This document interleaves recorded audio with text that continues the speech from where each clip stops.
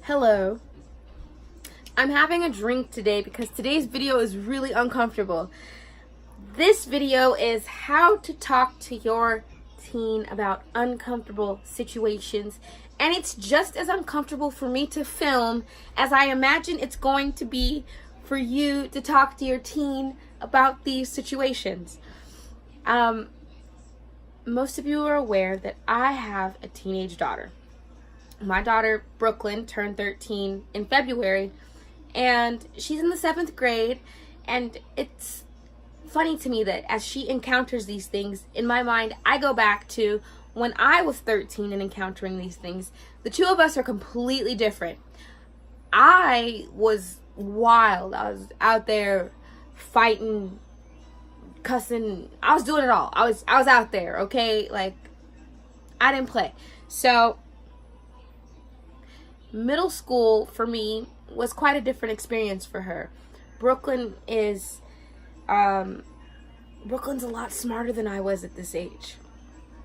And that's just smarter as far as street smart, book smart, everything. She's just a lot more intelligent with her emotions. I just wanted to have friends. I literally just wanted to be popular. So I did the things to become popular, and that's how I became popular. But those things aren't right. And that's what I spent a lot of my time teaching her and confronting my own, truths, and letting her know, I was that friend that chose the boys and did those things. And you know what? Those were the wrong choices. And even though those are hard conversations to have, you need to have them. And the reason why your kids' friends are going to have those conversations with your kids, and you want to be the one to talk to your kids about sex, drugs, suicide, depression, anxiety. You want to have the big talks with your friends, with your kids before their friends do. And that's why I wanted to make this video. A lot of times their friends just have no idea what they're talking about.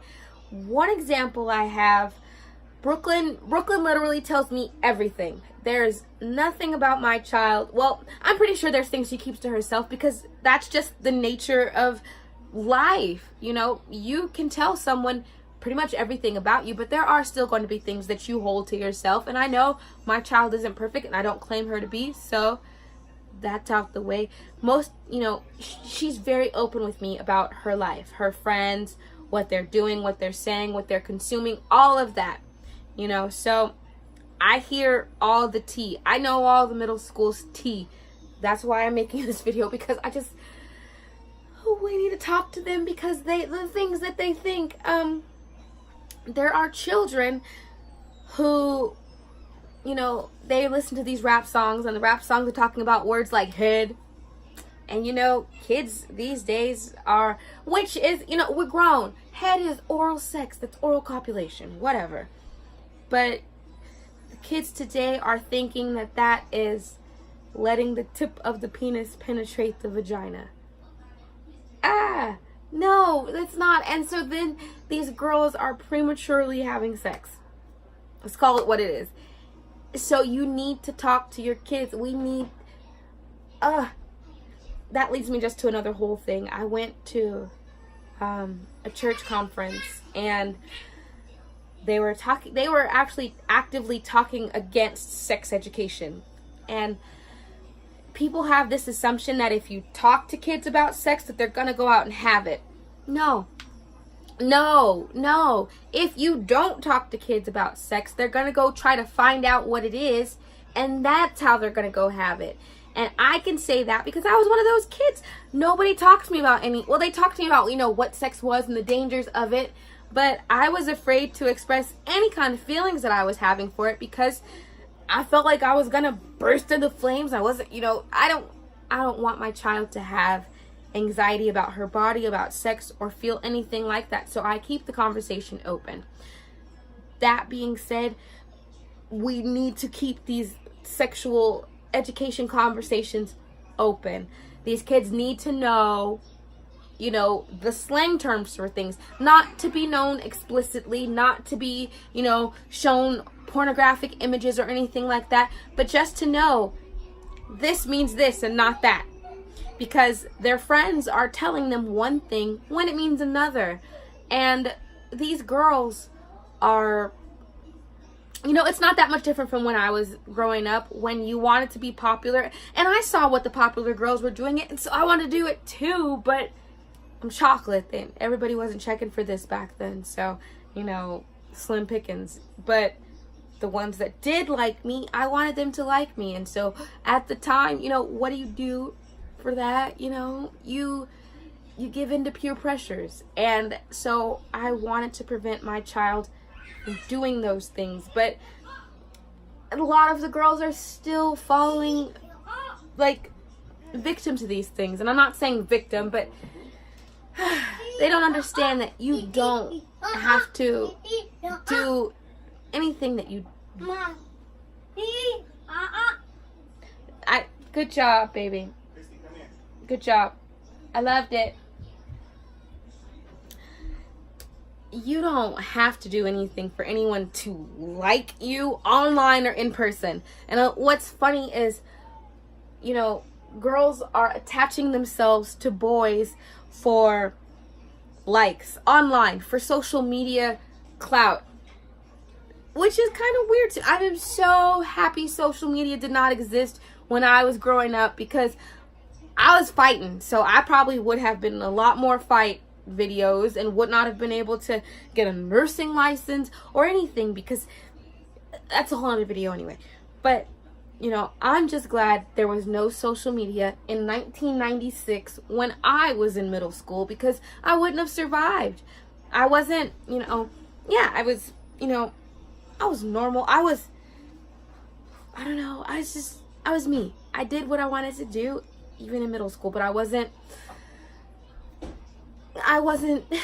doing what these little babies are doing yet. And that's the purpose of this video. We need to talk to our girls and our little boys about sex. What it is, what it isn't. You don't gotta, I'm a realist. I didn't wait till I was married, so I don't expect my child to. And that doesn't mean I'm encouraging my child to run out and do anything. But no, I'm encouraging my child to know her body, know what it does and what it doesn't do, and know that if you put a penis inside your body at this age, now that you're going through puberty, etc., things happen. You can have a baby. I just want my child to know the basic mechanics of human life. And I knew those basic mechanics. I didn't have her till I was 21, but and I'm not shaming anybody that had children before. This is not that kind of video, but I just want my child to know, it's okay to talk about these things, and it doesn't make you a slut. It doesn't make you a bad person. It doesn't make you anything but a human because you have questions about your body and sex. My job is to be a safe space for my child, and a safe space in her communication. She knows that she can come to mom and talk to me about anything, and I'm not going to sugarcoat life, and I'm not going to give her the answer that she wants to hear. I'm going to tell her the truth, and a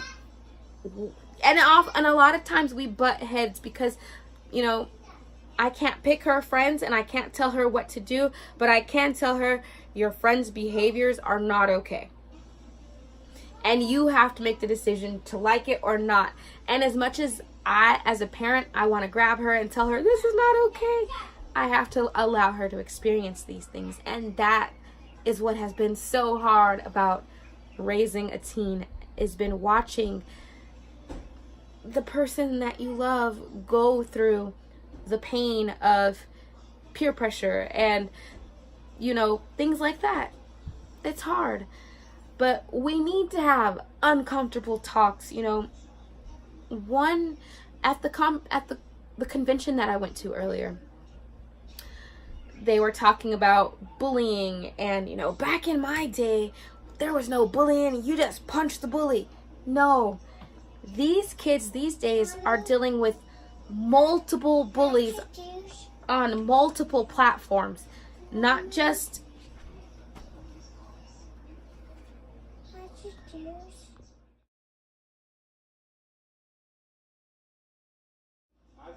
sorry, I have a toddler, so sometimes things are going to get cut off and I have to start over.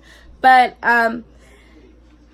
when I went to the conference, they were talking about, kids having bullies. The kids these days don't have bullies like we had bullies. We had bullies that we could fight. You hit one kid, they fall over, everybody sees you, yeah, you fought, it's good.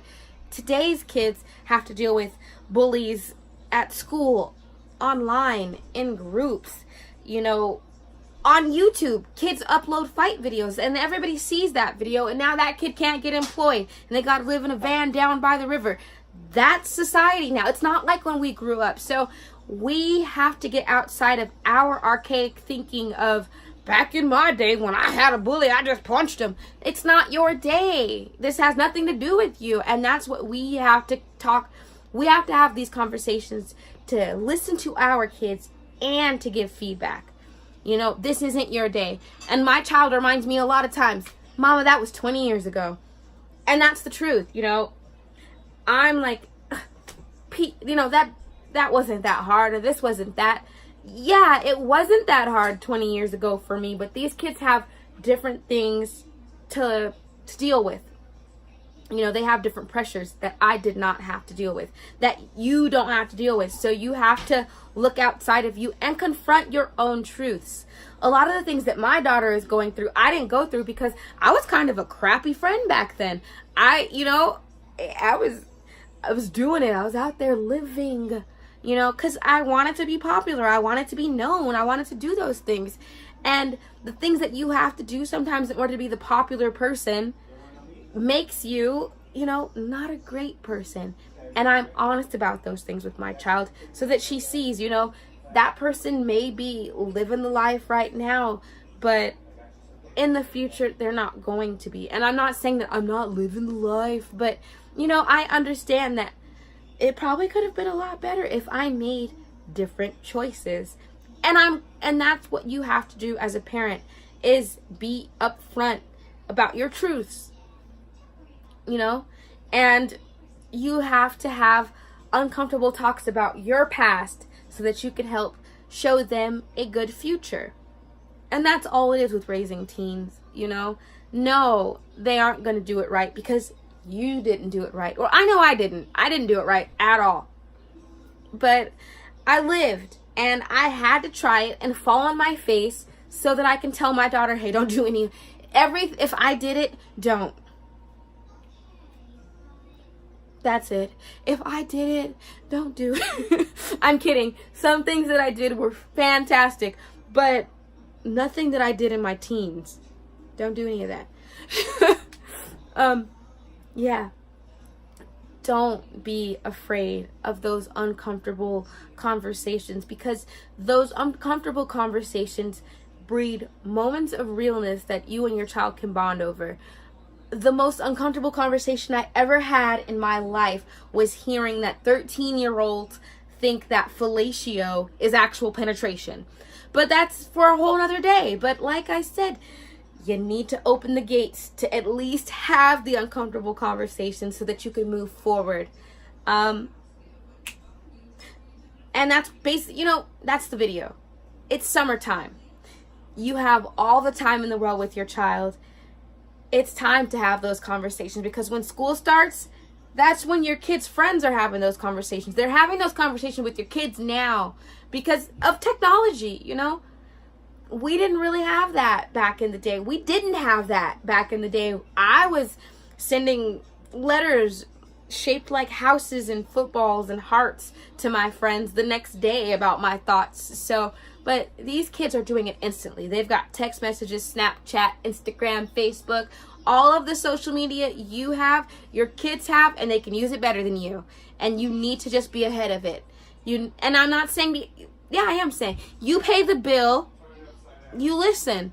I pay that bill, I check it out. I check to see what she's doing, who she's talking to, and why. And then we have a dialogue about it. And you can't be afraid to have those conversations. I don't want this video to be 30 minutes long, so I'm going to end it here. Yeah. Thank you. If you liked the content of this video and want to have more Sunday afternoon talks about teens, kids, parenting, life, let me know in the comments. Thank you for watching, and I'll see you next week. Bye.